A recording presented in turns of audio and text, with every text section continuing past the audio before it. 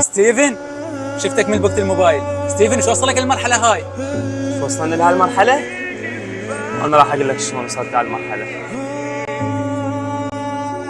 حولك ستيفن، اليوم فرحان، شكو ايش عندك نظام؟